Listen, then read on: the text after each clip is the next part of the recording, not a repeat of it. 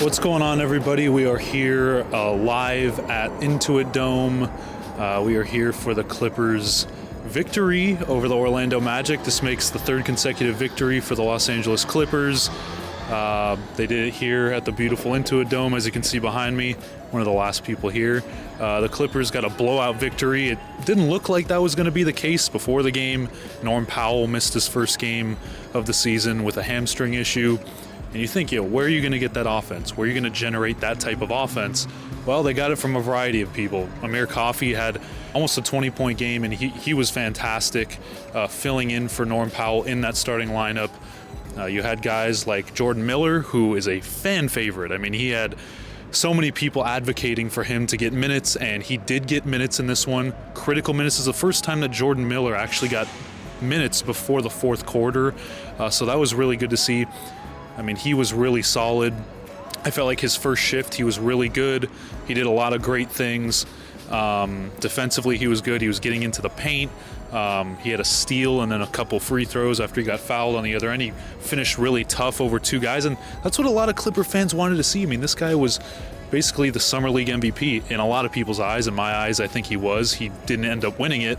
Jalen Wells won it over him, but Jordan Miller was a guy that a lot of Clipper fans thought could be really good in this solid rotation, in the actual rotation, not in the G League, because he's always been in the G League. He's been a two-way guy, and in the G League, he's proved himself. Now it's time for Jordan Miller to prove himself at the NBA level. So I think that, excuse the planes flying overhead if you can hear that, that's LAX. You know, there's a lot of times where the Clippers needed some offense, a guy to just provide some spark, and I feel like Jordan Miller provided that off the bench.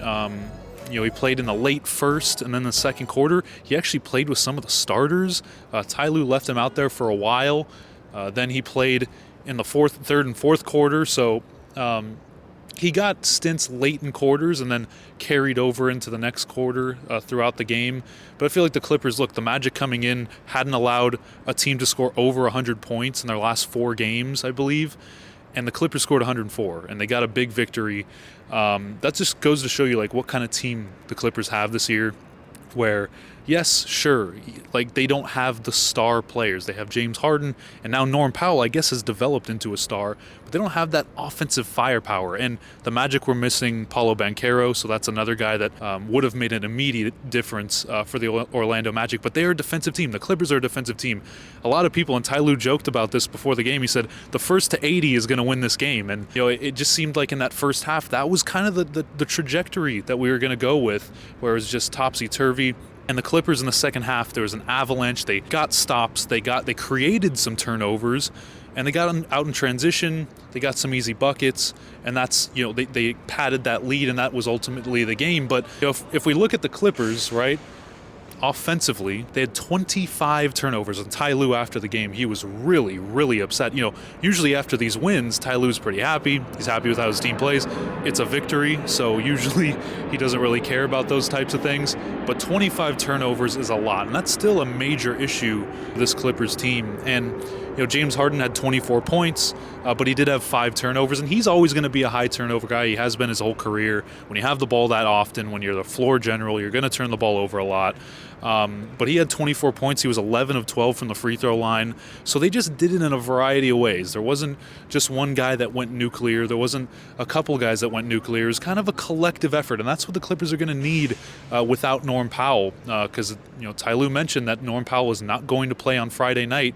That's the Clippers' NBA Cup game against the Sacramento Kings at home. It's the first NBA Cup game at Intuit Dome. So Norm Powell will be unavailable for that one. So it remains to be seen. We'll see how this team puts things together.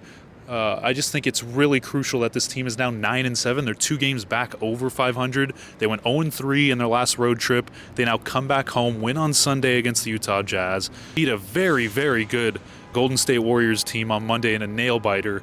And then on Wednesday night, they beat Orlando Magic, a team that is really one of the best defensive teams in the NBA. I believe they have the second best defensive rating in the NBA, and the Clippers kind of tore them apart in the second half. So really good things from the Los Angeles Clippers. I'm going to get out of here, try to beat the traffic. But thank you guys so much for tuning in. This is Grant Mona. Make sure you stick to all of our pages. Stick to my page if you want some Clippers content. I'm going to be posting film I got a new camera, so I'm going to be posting film there if you guys want to check that out. But this is Grant Mona from the Sporting Tribune. Stay safe and stay healthy.